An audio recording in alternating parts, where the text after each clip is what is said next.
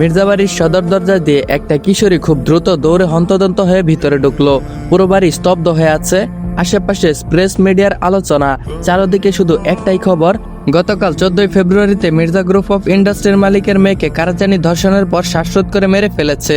মৃত মেয়েটি ও যে মেয়েটি ভিতরে ঢুকলো সম্পর্কে তারা বোন, দুজনই সমবয়সী, দুইজনে ক্লাস 9-এ পড়ুয়া হাসি খুশি প্রাণোচ্ছল কিশোরী। মেয়েটি ভিতরে ঢুকে দেখতে পেল পুরো বাড়ি মানুষে ঘুমঘুম করছে। বাগানের মাঝে সাদা কাপড়ে ঢাকা সদ্য 16 বছরের কৈশোরে পা রাখা একটি প্রাণবন্ত কিশোরীর লাশ। তাকে ঘিরে আজ সব আয়োজন। ধীর পায়ে ভিড় ঠেলে লাশের খাটের সামনে এসে দাঁড়ালো মেয়েটি। সারা শরীর কাঁপছে তার। ধপ করে বসে পড়ল সে। কাপা কাপা হাতে লাশের উপর থেকে কাপড়টা সরালো। মৃত মেয়েটির মুখে বিভিন্ন জায়গায় আঁচড় আর খামচির দাগ, ডান গালে 5টা আঙুলের ছাপ, গলায় গাঢ় কালের ঘায়ের দাগটাও স্পষ্ট জানিয়ে দিচ্ছে ঠিক কতটা কষ্ট দিয়ে তাকে মারা হয়েছে। ফর্সা মুখটাই অগণতি খামচি ও ছোট ছোট ঘায়ের দাগে ভরা আছে। নিজের প্রাণপ্রিয় বোনটাকে এভাবে নিতে পারল না মেয়েটি। হাত বাড়িয়ে মাথাটা উঠিয়ে বুকের সাথে শক্ত করে ধরে গগনবিদারী চিৎকার করে উঠল। তার চিৎকারে পুরো মির্জা বাড়িটা কেঁপে উঠল। দৌড়ে কয়েকজন মানুষ এসে মেয়েটাকে ছাড়াতে চাইলো, কিন্তু এতগুলো মানুষ তাকে এক চুল পরিমাণও নড়াতে পারছে না। সে শক্ত করে তার বোনকে জড়িয়ে ধরে কান্না করছে। মিস্টার মির্জা ড্রয়িং রুম থেকে খুব দ্রুত বাগানে চলে এলো। কেউ যখন ওই মেয়েটার লাশের থেকে সরাতে পারছিল না, ঠিক তখনই সে এসে এক ঝটকায় মেয়েটার লাশ থেকে সরিয়ে নিজের সাথে মিশিয়ে নিল। তিনিও ডুকরে কেঁদে উঠলেন। মেয়েটি বলল, তুমি দেখো না, আমার বোনও আমার সাথে কথা বলছে না।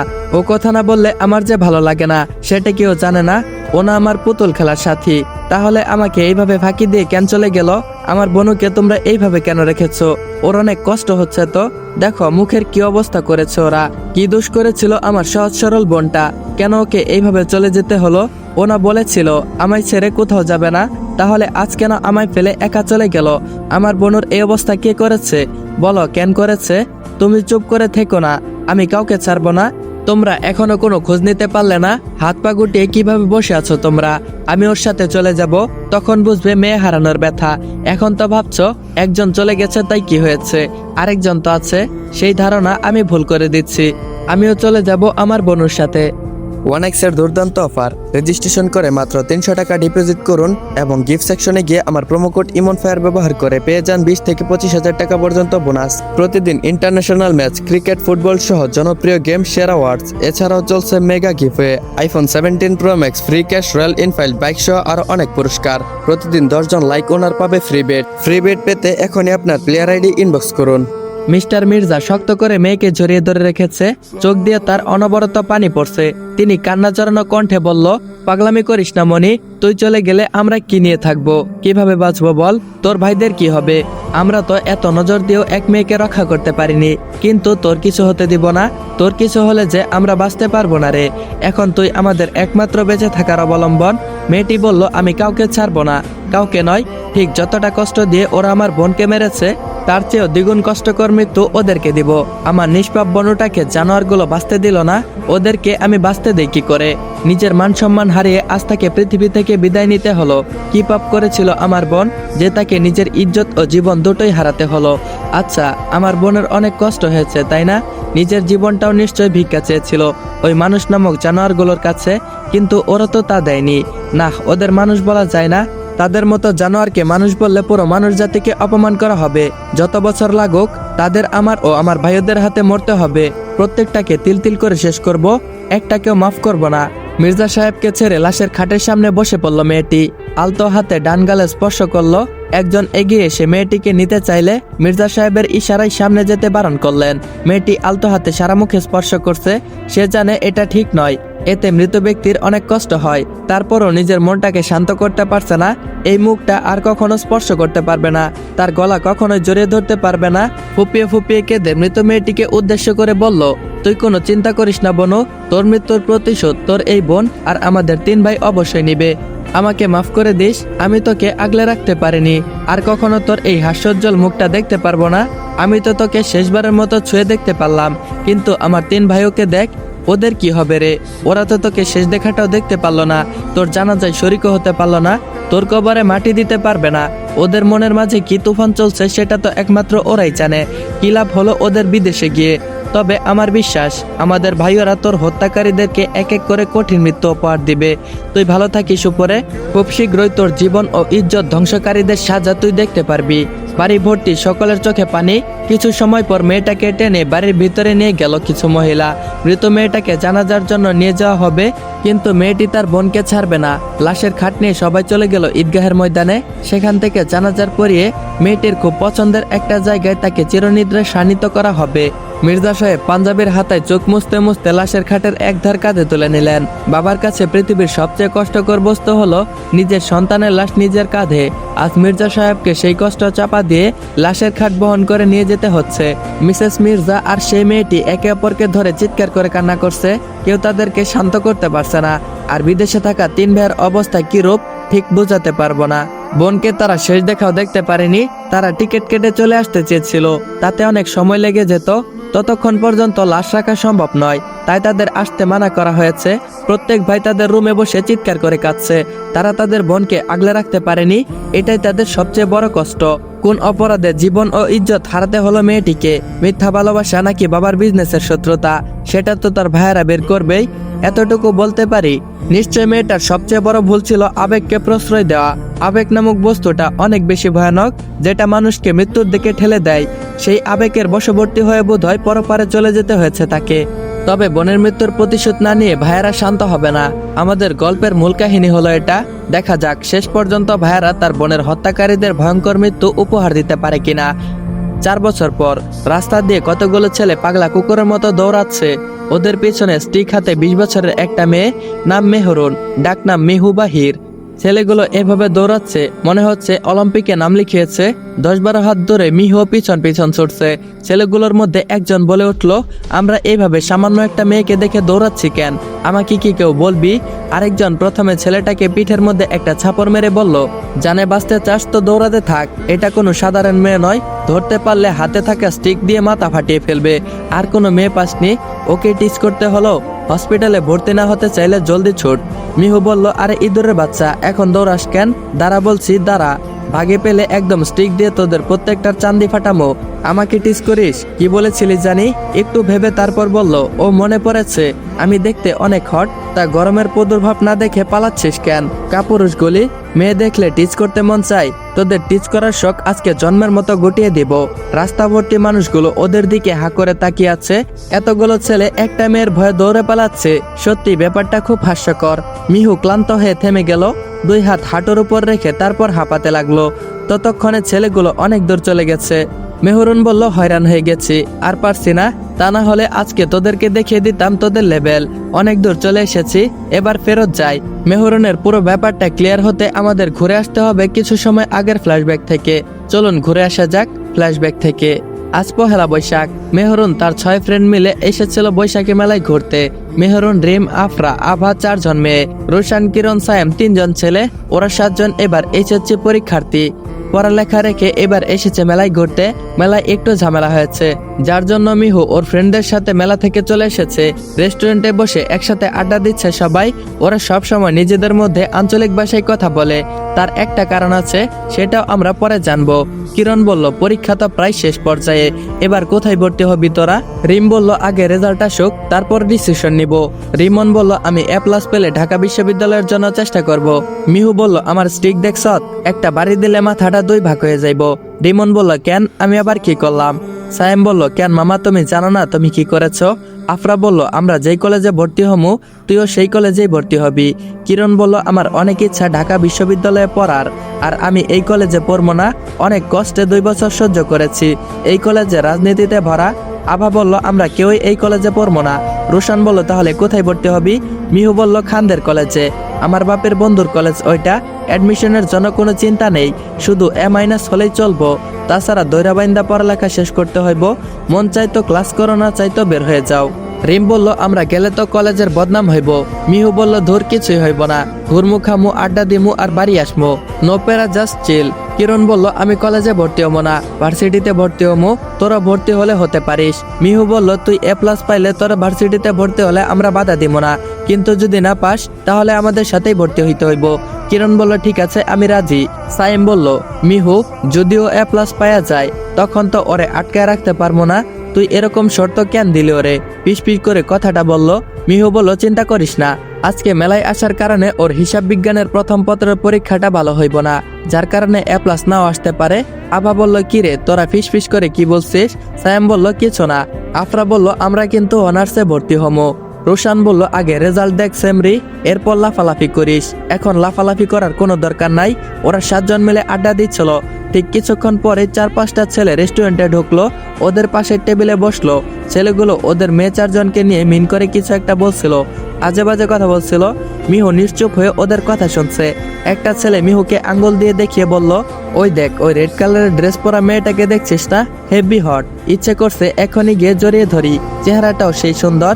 পাশে থাকা আরেকটা ছেলে প্রথম ছেলেটাকে বারবার চুপ করতে বলছে, কারণ সে মিহুকে ভালোভাবেই চেনে। দ্বিতীয় ছেলেটা বলল, চুপ কর ভাই, শুনতে পেলে আস্ত রাখবে না, ভীষণ ডেঞ্জারাস মেয়ে। প্রথম ছেলেটা বলল, কি চুপ করব, আমার তো ওকে খুব ভালো লাগছে। দ্বিতীয় ছেলেটা বলল, মরার শখ না থাকলে আরেকটাও কথা বলিস না। তারপরও ছেলেটা আজে বাজে কথা বলেই যাচ্ছে। মিহু এবার পিছনের দিকে তাকালো। প্রথম ছেলেটি ওর দিকে তাকিয়ে ফ্লাইং কিস ছুড়ে দিল। এবার মিহু টেবিলে একটা জোরে থাপ্পড় মারলো। থাপ্পড়ের শব্দে বাকি 6টা চমকে উঠলো। মিহু ছেলেগুলোর সামনে এসে দাঁড়ালো। জিন্সের পকেট থেকে একটা ছোট স্কেল বের করলো। স্কেল মনে হলো এটা একটা হকি স্টিক। এটার মধ্যে একটা বাটন আছে, সেই বাটনে চাপ দিলে স্কেলে পরিণত হয়ে যায়। মিহু বলল, আমাকে ফ্লাইং কিস কে দেখালো? মধুর সুরে কথাটা বলল। প্রথম ছেলেটা বলল, বাবু আমি দেখিয়েছি। মিহু বলল, কোন হাতে দেখিয়েছ বাবু? প্রথম ছেলেটা বলল, এই তো এই হাত দিয়ে। ছেলেটা হাতটা সামনে ধরতেই মিহু রেগে খপ করে ওর হাতটা ধরে জোরে মোচড় মারলো। তারপরে হাতে থাকা স্কেলের বাটমে চাপ দিল। সাথে সাথে স্কেল থেকে হকি স্টিকে পরিণত হলো। হকি স্টিক দেখে সবগুলো ভয় পেয়ে গেল। মিহু ছেলেটার হাতে জোরে একটা স্টিক দিয়ে বাড়ি মারলো। বাকিগুলো এই সুযোগে পরিমরি করে ছুটছে। ছেলেটার হাত ছাড়তেই এক হাত দিয়ে ওই হাত ধরে ছুটে পালালো। পিছনে মিহু ছুটছে। তারপরে কি হয়েছে সেটা তো জানেনি। চলুন এবার মির্জাকুটে ফিরে যাওয়া যাক। মিহু নিজের বাইকে করে বাড়ি ফিরে এসেছে। সে একজন লেডি বাইকার। ভীষণ যুদ্ধ করে এই বাইকটা নিয়েছে সে। পরিবারের কেউ তাকে বাইক কিনে দিতে চায়নি, কিন্তু মিহু একবার যা বলেছে তাই করবে। সেই বাইক কিনেই ছেড়েছে। বাড়ির ভিতরে ঢুকে সিঁড়ি দিয়ে চলে গেল। তখনই মিহুর মা লোবনা মির্জা চেঁচিয়ে উঠলেন। পহেলা বৈশাখ উপলক্ষে মিহুর বাবা ফাহিম মির্জা ও তার ভাই মেহরাব মির্জার বাসায় আছে। তারা দুজনে সোফায় বসে অফিসের ফাইল নিয়ে কমপ্লিট করছে। লোবনা বলল, ওই দেখো এসেছে মহারানী। গোসল নেই, খাওয়া নেই, পড়ালেখা নেই, সারাদিন শুধু টোটো কোম্পানির ম্যানেজার হয়ে ঘুরে বেড়ানো। পরশু যে তার হিসাব বিজ্ঞানের পরীক্ষা আছে, সে খেয়াল কি আছে? সারাদিন শুধু বাদর বাহিনী নিয়ে ঘোরাফেরা করা। এইচএসসি পরীক্ষা দিচ্ছিস, এখন তো অন্তত পক্ষে পরীক্ষার কয়েকটা দিন পড়াশোনা করবে। তা না করে সে গিয়েছিল মেলা ঘুরতে। ফাহিম বলল, মেহরানের মা কি শুরু করলে? মেয়েটা ফেরত আসতে না আসতে বকাবকি শুরু করলে। লোবনা বলল, তুমি আর কথাই বলো না, তোমার আদরে মেয়েটা আজ মাথায় উঠেছে। মেহরাব বলল, মাম্মি চুপ করো, ফাইল কমপ্লিট করতে সমস্যা হচ্ছে। লোবনা বলল, আমি তো চুপ করেই থাকবো। দেখো মেলায় গিয়ে কার সাথে আবার ঝামেলা করে এসেছে। প্রতিদিন ঝামেলা বাদ দিয়ে না আসা পর্যন্ত তো বাড়িতে ফিরে না। হয়তো কোনো ছেলের পা ভাঙবে, নয়তো ঘুষি মেরে নাক ফাটাবে, স্টিকের বাড়ি মেরে মাথা ফাটাবে। এগুলো ছাড়া তো আর কিছুই পারে না। ফাহিম বলল, মেহরাবের মা অনেক হয়েছে, এবার থামো। তুমি কিন্তু অনেকক্ষণ ধরেই আমার সামনে আমার ছোট প্রিন্সেসকে বকছো, এটা কিন্তু একদম ঠিক নয়। ফাহিম মির্জার কথা শুনে মিহু দৌড়ে এসে ওর বাবাকে জড়িয়ে ধরে নেকা কান্না শুরু করে দিল। মিহু বলল, বাপি সত্যি করে বলো তো, এই মহিলাটা আমার মাম্মি তো, নাকি তোমার দ্বিতীয় স্ত্রী? নাক টানতে টানতে কথাটা বলল। মিহুর কথা শুনে লোবনা মির্জা তেলে বেগুনে জ্বলে উঠল। রাগে গজগজ করতে করতে বলল, শুরু হয়ে গেছে বাপ বেটির অভিনয়, তাদের আর কে থামায়? নাও তুমি তোমার মেয়েকে আশকারা দিতে দিতে গাছে ওঠাও, যখন বিপদে পড়বে তখন বুঝবে। প্রতিদিন নালিশ শুনতে শুনতে আমার কান পচে গেল। আর তোমরা বাপ বেটা মিলে যে অন্যের ক্ষতিপূরণ দিতে দিতে ব্যাংক খালি করছো, সেটার দিকে কে নজর দিবে? ফাহিম বলল, আমার টাকা পয়সা নিয়ে তোমার এত ভাবতে হবে না, যা আছে তা দিয়ে আমাদের নাতি নাতিরাও পায়ের উপর পা তুলে খেতে পারবে। লোবনা বলল, তা না হয় বুঝলাম, কিন্তু প্রতিদিন তোমার মেয়ে যে কারো হাত পা নাক মাথা ফাটিয়ে তাদেরকে হসপিটালে ভর্তি করে আসে, সেগুলোর ক্ষতিপূরণ তো তোমাদেরই খরচ হয়। ফাহিম বলল, আমার টাকা আমি বুঝবো, তুমি নাক গলাতে এসো না। আমার মেয়ের পিছনে আমি কোটি কোটি টাকা খরচ করব, তাতে তোমার কি? আমি জানি আমার মেয়ে কাউকে শুধু শুধু মারে না, ওর সাথে কেউ অন্যায় করলে ও তার প্রতিবাদ করে। আমার লিটল প্রিন্সেস কখনো কোনো নির্দোষ মানুষকে মারতেই পারে না। আমি ঠিক বলেছি মাই প্রিন্সেস? মিহু বলল, কারেক্ট বলেছ বাপি। লোবনা বলল, তোমার মেয়ে তো দুধে দোয়া তুলসী পাতা, তোমার কাছে কি কোনোদিন ও ভুল কাজ করতে পারে?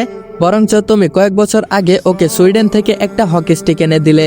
যত দোষ ওই হকি স্টিকের, সেটা ভুল মানুষের হাতে পড়েছে। সবাই হকি স্টিক দিয়ে খেলে, আর আমার মেয়ে এটা দিয়ে মানুষের মাথা ফাটাতে কাজে লাগায়। মিহু বলল, মাম্মি আমাকে যা খুশি বলো, কিন্তু আমার হকি স্টিক নিয়ে একটা কথাও বলবে না। ও আমার সবচেয়ে কাছের বন্ধু। বর্তমানে দেশের যা পরিস্থিতি, তাতে আমার সেফটির জন্য হকি স্টিকটা অনেক কাজে লাগে। মেহরাব বলল, কি কাজে লাগে তা তো দেখতেই পাচ্ছি। হয়েছে, তোকে আর জ্ঞান বিতরণ করতে হবে না বিচ্ছু। মিহু বলল, তুই আমাকে বিচ্ছু বললি, হলো বিড়াল। মেহরাব বলল, কি বললি তুই?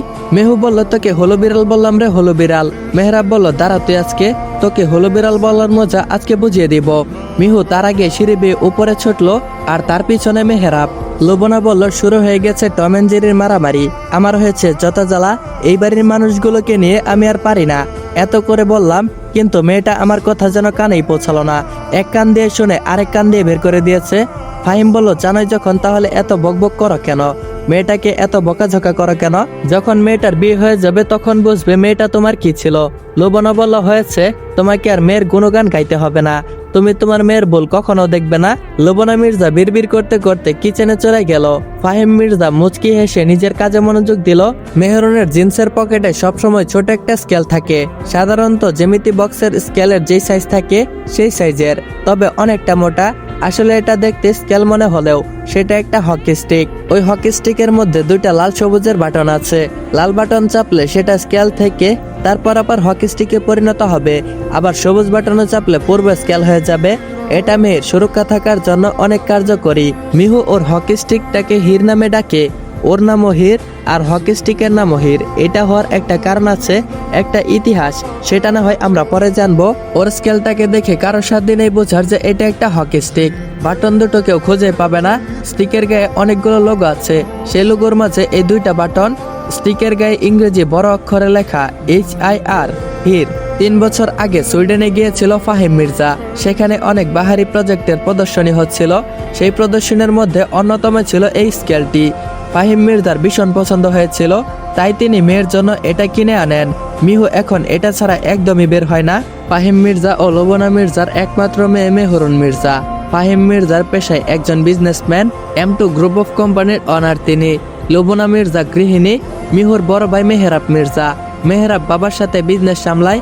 বাবা মা ও ভাইয়ের অনেক আদরের মিহু। মিহু খুব দুষ্টু ও ফাজিল মেয়ে, সবসময় দুষ্টুমিতে মাতিয়ে রাখে সবাইকে। গায়ের রং গোলাপি ফর্সা, ডাগর ডাগর চোখ, নাকটা খাড়া, চুলগুলো কাঁধ পর্যন্ত। ওর মুখের হাসিটা খুব সুন্দর, যে কাউকে পাগল করতে ওর হাসিটাই যথেষ্ট। গালের মাঝে একটা তিল আছে, ওই তিলটার কারণে ওকে আরো বেশি সুন্দর লাগে। বয়স 20 বছর, উচ্চতা 5 ফুট 4 ইঞ্চি। মেহরাব ওর থেকে 6 বছরের বড়। মেহরাব দেখতে উঁচু লম্বা সব দিক থেকে মাশাল্লাহ। চেহারার গঠনটা বড্ড বেশি মায়াবী। গায়ের রং মিহুর থেকেও বেশি চাপা। হাইট 6 ফুটের কাছাকাছি। দুই ভাই বোনের সবসময় ঝগড়া করে, কারোর সাথে কারো মিলে না। কিন্তু ওদের দুজনের ভালোবাসাটা ঝগড়া মারামারি খুনসুটির মধ্যেই সীমাবদ্ধ। ওদের দুজনকে দেখে কেউ মনেই করবে না যে ওদের মাঝে 6 বছরের ডিস্টেন্স। ঠিক যেমন পিঠাপিঠি দুই ভাই বোন। মিহু আরো 2 ভাই আছে, তারা অবশ্য ওর আপন ভাই নয়, তবে আপনের থেকেও কোনো অংশে কম নয়। মিহু তো সবসময় বলে ওর 3 ভাই। বাবার আদরের প্রিন্সেস মিহু। ওর বাবা ওকে মেহরাবের থেকে অনেক বেশি ভালোবাসে, কিন্তু ওর মা ওকে দুষ্টুমির জন্য সারাক্ষণ বকাঝকা করে। মিহু এবার SSC পরীক্ষার্থী। ঢাকার এক বেসরকারি কলেজে পড়াশোনা করছে। পড়ালেখায় মিহু মোটেও ভালো নয়। ভালো হবে কি করে? সারাক্ষণ এত বাদর বাহিনী নিয়ে ক্লাসের বাইরে ঘোরাঘুরি করে। বর্তমানে ওর HSC পরীক্ষা চলছে, কিন্তু তার কোনো রিয়াকশনই নেই। টেনে টুনে ওর 33 পেলেই ও খুশি। গত 2 বছরে ঠিক মতো 7-8 বার ক্লাস করেছে কিনা সন্দেহ। মিহুর মাথার ব্রেন অনেক ভালো। পরীক্ষার আগে রাতে যদি ও ভালো করে পড়ে তাহলেই এনাফ, কিন্তু সে পড়তে বসতেই চায় না। মেহরাব কান ধরে ওর পড়ার টেবিলে বসায় ওকে। এই হলো আমাদের নায়িকার পরিচয়। একটু বেশি বলে ফেললাম, আসলে পরবর্তীতে এইসব বলা লাগবে, তাই আগেই জানিয়ে দেওয়া। এবার চলুন তার বাদর বাহিনীর পরিচয় জানি। আফরা, সায়েম, আভা, রোশান, রিমন, মিহু, ওরা 7 জন বেস্ট ফ্রেন্ড। প্রত্যেকে প্রত্যেকের কলিজার টুকরো। সবসময় নিজেদের মধ্যে অপমান, পচানো, দুষ্টুমি করা নিয়ে সবসময় মেতে থাকে। কমার্স নিয়ে পড়াশোনা করছে ওরা। ক্লাস ফাঁকি দিয়ে কফি হাউসে আড্ডা দেওয়া, বন্ধুদের মধ্যে কে কার পকেট খালি করবে, ক্লাসের মধ্যে পিছনের দরজা দিয়ে পালিয়ে ফুটপাতের মধ্যে দোকানে যেয়ে হামলা দেওয়া, এইগুলো ওদের নিত্যদিনের কাজ। ক্লাস 9 থেকে ওদের বন্ধুত্ব। ওদের 7 জনের একটা টিমের নাম আছে, দ্য টিম অফ রেইনবো। 7 জন সদস্য হওয়ার কারণে টিমের এই অদ্ভুত নাম রেখেছে। New York, statue of liberty নাম শুনেনি বা চেনে না এমন কোনো মানুষ নেই। এই স্ট্যাচু অফ লিবার্টির কারণে নিউ ইয়র্ক শহরটা পুরো পৃথিবীর জন্য বিখ্যাত। কেউ নিউ ইয়র্ক শহরে গিয়েছে আর স্ট্যাচু অফ লিবার্টি না দেখে সেটা ফেরত এসেছে, সেটা একেবারেই অসম্ভব। স্ট্যাচুটাকে দিনের বেলায় যতটা ভালো লাগে, রাতে যেন রঙিন বাতিতে আরো বেশি অন্যরকম লাগে। স্ট্যাচু দেখতে মাঝে মাঝে এইখানে আসা হয় নিবরাজের। গত 3 বছর ধরে যুক্তরাজ্যে এই নিউ ইয়র্ক শহরে পড়াশোনা করছে, সাথে ওর চাচাতো ভাই আইজান 3 বছর ধরে এতবার এই স্ট্যাচু দেখেছে যে এখন এটার প্রতি কোনো মোহ নেই। দিনের থেকে রাতের স্ট্যাচুটা নিবরাজের ভীষণ পছন্দ। 2 হাত পকেটে গুজে রাতের আকাশে নানা রঙের জ্বলজ্বল করা স্ট্যাচুর দিকে তাকিয়ে আছে স্ট্যাচু হয়ে। প্রিয়জনের ওপর অভিমান করে সে 3 বছর আগে এখানে চলে এসেছিল। 3টা বছর এখানে কাটাতে কতটা কষ্ট হয়েছে সেটা ওর ভাই আইজান ও তার বন্ধু অর্কই জানে। স্ট্যাচু থেকে কিছু সময়ের রাস্তার পর পূর্ব পাশে একটা আবাসিক ভবনে ওরা 3 জন থাকে। অসম্ভব সুন্দর এই নিউ ইয়র্ক শহরটা, কিন্তু নিবরাজ বা আইজানের কারোরই এখন এইখানে ভালো লাগে না। নিজের ছোট্ট বাংলাদেশটাকে খুব বেশি মিস করে, খুব বেশি ভালোবাসে নিজের দেশটাকে। কত বছর ধরে নিজের বাবা মা, চাচা চাচি, বন্ধু, নিজের ভালোবাসার মানুষটার সাথে দেখা হয় না। রাতের এই ব্যস্ত পরিবেশে বড় একটা দীর্ঘশ্বাস ছাড়ল নিবরাজ। ততক্ষণে পাশের রেস্তোরাঁ থেকে কোল্ড ড্রিঙ্কস হাতে নিয়ে ফিরে এসেছে আইজান ও অর্ক। অর্কে ওদের দুজনের ফ্রেন্ড। অর্ক বলল, নে ধর। বাপরে, একটা কোল্ড ড্রিঙ্কস নিয়ে আসতে 30 মিনিট লেগে গেছে, কত ভিড়। নিবরাজ চুপচাপ অর্কর হাত থেকে কোল্ড ড্রিঙ্কসটা নিল, মুখে তার একরাশ বিষণ্ণতা। আইজান বলল, ভাই তোর মন খারাপ? নিবরাজ বলল, না। অর্ক বলল, তুই কি হাসি খুশি থাকতে পারিস না? সবসময় মুখটাকে এইভাবে গম্ভীর করে রাখিস। নিবরাজ বলল, আমি এইরকমই। কোল্ড ড্রিঙ্কসে চুমুক দিতে দিতে ছোট্ট করে উত্তর দিচ্ছে নিবরাজ। আইজান বলল, কি রে, বাসায় ফিরবি না? রাত তো অনেক হলো, ভালো লাগছে না রে আর? নিবরাজ বলল, হ্যাঁ চল। অর্ক বলল, কি চলবো? সবে মাত্র 1 ঘন্টা ধরে এসেছি, এখনই চলে যাব। সচরাচর আমাদের এইখানে আসা হয় না, আরেকটু সময় থাকবো, তারপর যাব। নিবরাজ বলল, কিন্তু? অর্ক বলল, কোনো কিন্তু নয়। ও তোদেরকে তো আরেকটা কথা বলতে ভুলে গিয়েছি। কোল্ড ড্রিঙ্কস আনতে গিয়ে আমি একটা ফরাসি মেয়ের উপর ক্রাশ খেয়েছি। আহ, দেখতে কি সুন্দর। আইজান বলল, তুই তো মিনিটে মিনিটে ক্রাশ খাস, সেটা আর নতুন কিছু নয়। নিবরাজ বলল, খবরদার, তোর এই কথা যদি ওই মেয়েটা জানে তাহলে কিন্তু গণদোলাই খাওয়াবে। এটা তোর কলকাতা শহর না। অর্ক বলল, ধুর, সেরকম একটা রোমান্টিক মোডে ছিলাম, দিলে তো মোডের 12টা বাজিয়ে। আইজান বলল, যা সত্যি তাই বলেছি ভাই। অর্ক বলল, হয়েছে, তোকে আর ভাইয়ের সাফাই গাইতে হবে না, চল ওই দিকটায় গিয়ে বসি। দাঁড়িয়ে থাকতে থাকতে আমার পা ব্যথা হয়ে গেছে। 3 জন মিলে কিছু দূরে থাকা একটা বেঞ্চিতে বসলো। চারিদিকটা অনেকটা পিনপতন নীরবতা। হঠাৎ নীরবতা ভেঙে অর্ক জিজ্ঞেস করলো। অর্ক বলল, রাজ, একটা কথা জিজ্ঞেস করব, যদি তুই কিছু মনে না করিস। নিবরাজ বলল, কর। অর্ক বলল, তুই তো বলেছিলি তুই নিউ ইয়র্ক শহরে পড়াশোনা করতে আসতে চাসনি, তারপর হঠাৎ করে কেন চলে এলি? নিবরাজ বলল, কারো উপর অভিমান করে। ভেবেছিলাম তাকে ছাড়া দূরে এসে ভালো থাকবো, কিন্তু দেখ, আমি 1 মুহূর্তের জন্য ভালো থাকিনি। কি করে ভালো থাকবো বল? সে যে আমার অস্তিত্বের সাথে মিশে আছে। আমি চোখ বন্ধ করলে তাকে অনুভব করি, স্বপ্নে তাকে দেখি। অভিমান করে চলে এসে মনে করেছিলাম তাকে কষ্ট দিব, কিন্তু সে তো দিব্যি ভালো আছে, আর আমি কষ্টগুলোকে জড়িয়ে রাখতে রাখতে পাহাড় বানিয়ে ফেলেছি। আইজান বলল, ভাই তুই ওই অ্যানাকন্ডার কথা ভেবে আবার মন খারাপ করছিস? নিবরাজ বলল, আমার মন ভালো ছিল কবে? এই 3 বছর ধরে তো ওর জন্য আমার মনটা সবসময় খারাপ থাকতো। ও না হয় আমাকে অবহেলা করেছে, কিন্তু আমি তো ওকে সত্যিই ভালোবেসেছি। অতীত, বর্তমান ও ভবিষ্যৎ 3 কালেই ও আমার ছিল, আছে এবং থাকবে। তবে আমি ওকে কখনো জোর করব না। জোর করে আর যাই হোক, ভালোবাসা হয় না। অর্ক বলল, নিউ ইয়র্কে এত সুন্দর সুন্দর মেয়ে থাকতে তুই ওকে নিয়ে পড়ে আছিস, ভুলে যা ওকে। অর্কের কথা শুনে নিবরাজ চোখ মুখ লাল করে ওর কলার চেপে ধরলো। নিবরাজ বলল, অসম্ভব, যতদিন আমার দেহে প্রাণ আছে আমি আর কাউকে ওর জায়গায় বসাবো না, কারণ ও আমার ফার্স্ট অ্যান্ড লাস্ট লাভ। অর্ক বলল, ঠিক আছে, সরি, আমার ভুল হয়ে গেছে। কলারটা ছাড়, বলতে হবে তোর ভালোবাসার পাওয়ার আছে, যার কারণে এই শহরে এত মেয়ে ঘুরেও তোর পিছনে পাত্তা পাইনি। তোকে কখনো কোনো মেয়ের কথা বলতে দেখিনি। সত্যি তুই যে মেয়েকে ভালোবাসিস সে অনেক লাকি। আইজান বলল, আমার ভাই কথা বলা তো দূরে থাক, কোনো মেয়ের দিকে তাকায়ও না। 1000টা মেয়ে শর্ট ড্রেস পরে নিবরাজ খানকে গলাতে পারিনি। ওর জায়গায় আমি থাকলে এতদিনে 200টা প্রেম করে ফেলতাম। আইজানের কথা শুনে নিবরাজ কলারটা ছেড়ে দিল। ওর রাগি চোখে তাকালো ওর দিকে। আইজান ওর চাহনি দেখে ভয় পেয়ে বড়সড় একটা ঢোক গেল। আইজান বলল, না মানে ভাই, আসলে আমি এমনি কথাটা বললাম, তুই মাইন্ড করিস না, ইহা একটা কথার কথা। ভয়ে ভয়ে কথাটা বলল। নিবরাজের নামটা ছোট্ট করে দেই, অনলি রাজ। তো রাজ বলল, মন একটা, শত শত নয় যে শত শত মানুষকে দেওয়া যাবে। ভালোবাসলে একজনকেই মনে প্রাণে ভালোবাসবি, কারোর সাথে অভিনয় করিস না। আইজান বলল, সরি ভাই, আমি বোধহয় তোকে কষ্ট দিয়ে ফেললাম, আমায় মাফ করে দিস। আইজানের মুখটা কেমন জানি করে ফেললো। রাজ ওর ভাইকে জড়িয়ে ধরলো। রাজকে পৃথিবীতে যদি একটা মানুষ বুঝতে পারে, আর সে হলো এই আইজান। হাজার কথা কাটাকাটি, মারামারি, রাগ, অভিমান হলেও আইজান সবসময় ওর সাথেই থাকবে। দোষ না করে সব দোষ ওর ঘাড়ে নিয়ে নিবে। ওদেরকে একেবারে এইভাবে দেখে অর্ক বড়সড় একটা নিঃশ্বাস ছেড়ে প্রাপ্তির হাসি আসলো। অর্ক বলল, আমি দুই ভাইয়ের অনেক কম্বিনেশন দেখেছি, কিন্তু তোদের মতো এত ভালো আন্ডারস্ট্যান্ডিং ও কম্বিনেশন কখনোই দেখিনি। আজকাল এরকম ভাইয়ের সম্পর্ক দেখাই যায় না। আমি প্রার্থনা করি সারা জীবন যাতে তোরা এইভাবেই থাকতে পারিস। নিবরাজ বলল, ধন্যবাদ তোকে ভাই, তোর প্রার্থনা যেন আল্লাহ কবুল করে। আইজানকে ছেড়ে দিয়ে কথাটা বলল। অর্ক বলল, তোদের দুজনের এত ভালো সম্পর্কের ব্যাপারটা আমায় বলবি? আইজান বলল, সিক্রেট, তোকে বলা যাবে না। রুনা চেয়ে কথাটা বলল। নিবরাজ বলল, না রে, কোনো সিক্রেট নেই। ভালোবাসা, বন্ধুত্ব, ভাই বোনের সম্পর্ক যাই হোক না কেন, আমি মনে করি সম্পর্কের মধ্যে সবচেয়ে বড় যে জিনিসটা দরকার সেটা হলো বিশ্বাস। বিশ্বাস ছাড়া পৃথিবীর কোনো জায়গায় চলা যায় না। আমাদের বাংলায় একটা প্রবাদ আছে, বিশ্বাস বেলায় বস্তু, তর্কে বহুদূর। তোর তো জানা থাকার কথা। অর্ক বলল, হ্যাঁ আমি জানি ভিন্ন দেশের হতে পারি, কিন্তু আমি বুক ফুলিয়ে বলবো আমি গর্বিত, কারণ আমি বাঙালি। আইজান বলল, হয়েছে, এত বড় বড় ডায়লগ দিতে হবে না, বাসায় চল, খোদাই আমার পেটে ইঁদুর দৌড়াচ্ছে। অর্ক বলল, ঠিক আছে চল। তিনজন উঠে বাসার দিকে রওনা দিল। নিবিড় খান ও রজনী বেগমের একমাত্র ছেলে নিবরাজ খান দেখতে শুনতে আচার ব্যবহারের দিক দিয়ে খুবই নম্র, ভদ্র ও শান্ত বৈশিষ্ট্য ছেলে। তবে একটা দোষ আছে, সেটা হলো খুব রাগী ও জেদি। খুব সহজে রাগে না, আবার রাগ উঠলে কাউকে ছাড়েও না। তবে ওর রাগ সম্পর্কে সবার ধারণা থাকলেও সে শুধু নিজের প্রিয় মানুষটার সাথে রাগ দেখায়। গায়ের রং উজ্জ্বল বর্ণের, উচ্চতা 6 ফুট, চেহারার গঠনটাও মাশাল্লাহ। বয়স 26 বছর, খুব বেশি হাসে না, আসলে দুই গালে মৃদু একটা টোল পরে। দাড়িতে সবসময় স্টাইল করে কাট দেওয়া থাকে। চাহনিটা খুব শান্ত, দেখে মনে হয় না এতটা জেদি ও রাগী। ওর এডুকেশন কমপ্লিট হয়েছে 1 বছর আগে। আইজানের আরো কয়েক মাস বাকি আছে। রাজ বর্তমানে যুক্তরাজ্যের একটা বিখ্যাত কোম্পানির ফ্রিল্যান্সার হিসেবে কাজ করছে। যদিও ওর টাকা পয়সার কোনো কমতি নেই, তারপরও বসে থাকতে ভালো লাগছিল না বলে ও চাকরিতে জয়েন হয়েছে। ওর বাবা ও চাচা 2 ভাই। চাচা জীবন খান ও আইরিন আহমেদের একমাত্র ছেলে ও একমাত্র মেয়ে। ছেলে আইজান খান, মেয়ে আইভি খান। নিবরাজের 2 বছরের ছোট আইজান। আইভি আইজানের 2 বছরের ছোট।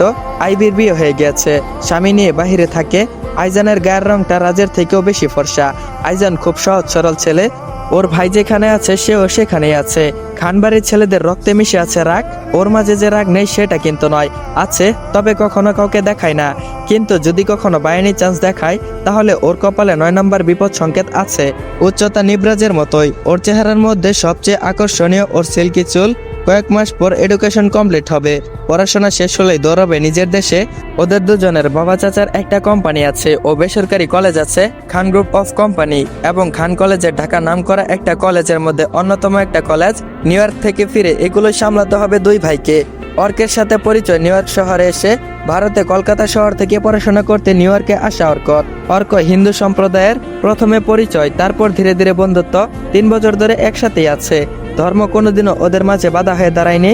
পরের দিন রাতে এদিকে মির্জা কুঠিরে মেহরাব আজ সন্ধ্যা থেকে মিহুকে পড়তে বসিয়েছে। মিহু টেবিলে চুপচাপ হিসাব বিজ্ঞানের অঙ্ক করছে। দেখে মনে হচ্ছে মনটা অনেক খারাপ। অন্যদিন হলে বকবক মারামারি করতে করতে ওদের সময় যেত। ওদের মাঝে যত কিছুই হোক, মেহরাব ওর বোনকে কোনো সময় এরকম ভাবে দেখতে পারে না। মেহরাব বলল, কি হয়েছে তোর? মিহু বলল, কিছু না। মুখটা গোমরা করে বলল। মেহরাব বলল, কিছু তো একটা হয়েছে। গতকাল মেলা থেকে আসার পর থেকেই দেখছি তুই কিছু একটা নিয়ে অনেক আপসেট। বল আমার সাথে কি হয়েছে? মিহু বলল, বললাম তো কিছু হয়নি। মেহরাব বলল, কে কি বলেছে বল একবার। তার জিহ্বা টেনে আমি কুকুরকে খাইয়ে দিব। কার এত বড় সাহস? মেহরাব মির্জার বোনের দিকে তাকায়। মেহরাবের কথা শুনে মিহু ফুপিয়ে কেঁদে উঠল। মেহরাব ওর বোনকে কাঁদতে দেখে খুব অবাক হয়ে যায়। সাধারণত মিহু কখনো এরকম ভাবে কাঁদে না। মেহরাবকে পৃথিবীর সবচেয়ে বেশি কষ্ট দেয় ওর বোনের চোখের পানি। মেহরাব ওর বোনকে ভীষণ ভালোবাসে, যদিও সেটা সামনাসামনি কখনো প্রকাশ করে না। মিহুর চোখের পানি ও একদম সহ্য করতে পারে না। মেহরাব সামনে এগিয়ে মিহুর 2 গালে আলতো করে হাত রাখলো। মেহরাব বলল, বিচ্ছু কি হয়েছে তোর? এভাবে কাঁদছিস কেন? বল, তোকে কে কি বলেছে?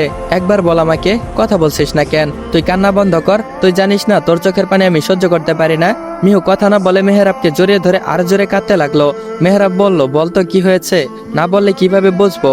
মিহু হেঁচকি তুলতে তুলতে ভাইকে বলল, গতকাল বৈশাখী মেলায় এসে আমার সাথে একটা ছেলে অসভ্যতামি করেছে, আমার কোমর জড়িয়ে ধরেছিল। আমি তার প্রতিবাদ করলে উল্টো আমাকে সবার সামনে বাজে মেয়ে হিসাবে প্রমাণ করার জন্য উঠে পড়ে লাগে যায়। আমি রেগে মেলা থেকে চলে আসি। পাবলিক প্লেস বলে আমি আর বেশি কিছু বলতে পারিনি। ওই ব্যাপারটা নিয়ে আমার খুব খারাপ লাগছে। সব কথা শুনে মেহরাবের চোখ দুটো রাগে চপ করে জ্বলে উঠলো। মেহরাব বলল, এত বড় সাহস ওই ছেলেটার, আমার বোনের কোমর জড়িয়ে ধরে, আবার আমার বোনকে খারাপ হিসাবে প্রমাণ করতে চেয়েছে। এর সাজা তো ওকে পেতেই হবে, খুব খারাপভাবে এর সাজা ওর খেসারত দিতে হবে। মনে মনে কথাটা বলল। মেহরাব ওর বোনকে শান্ত করে বাইরে এসে কাউকে কল করলো। মেহরাব বলল, তুই থাকতে গতকালকে আমাদের বোনের সাথে এরকম ঘটনা কি করে ঘটলো? রেগে কথাটা বলল। আর ওই পাশ থেকে লোকটা বলল, কি হয়েছে বলবি তো? মেহরাব পুরো ঘটনা শুনে মোবাইলের অপর প্রান্তে মানুষটার শরীরের যেন রাগে জ্বলে উঠলো। মেহরাব বলল, বল কি করে ঘটলো ঘটনাটা? বড় ভাইয়া জানতে পারলে তোর কি অবস্থা হবে তুই জানিস? ওই পাশ থেকে বলল, আমি কিছুই জানি না, মাত্র তোর কাছ থেকে সব শুনলাম। গতকাল একটা জরুরি কাজ ছিল, তাই বনুকে দেখতে পারিনি। মেহরাব বলল, আমি জানি না, এখন আমি কিছুই শুনতে চাই না। কালকের মধ্যে যেভাবেই হোক ওই ছেলেটাকে আমাদের গোডাউনে দেখতে চাই। কিভাবে করবি, ছেলেটাকে কোথায় পাবি সেটা সম্পূর্ণ তোর ব্যাপার।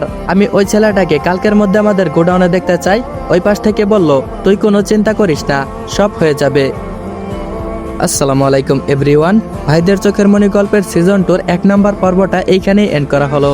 তো গল্পটা তোমাদের কাছে কেমন লাগছে অবশ্যই কমেন্ট বক্সে জানিয়ে যাবা। মানে আজকের পর্বটা কেমন হয়েছে সবাই কমেন্টে জানিয়ে যাবা। আর হ্যাঁ গাইস, আর আজকের ভিডিওর টার্গেট হলো এই ভিডিওতে 300 কমেন্ট আর 1000 লাইক কমপ্লিট করে দিতে পারলে পরবর্তী পর্বটা 30 মিনিট প্লাস হবে। আর হ্যাঁ গাইস, যারা যারা চ্যানেলে নতুন এখনো চ্যানেলটা সাবস্ক্রাইব করো নাই তারা অবশ্যই চ্যানেলটা সাবস্ক্রাইব করে বেল আইকন নোটিফিকেশনটা অন করে রাখবা, যাতে করে পরবর্তী পর্ব আসার সাথে সাথে তোমরা দেখতে পারো। তো গাইস, দেখা হচ্ছে পরবর্তী পর্বে। ততক্ষণ পর্যন্ত সবাই ভালো থাকবা, সুস্থ থাকবা। আল্লাহ হাফেজ।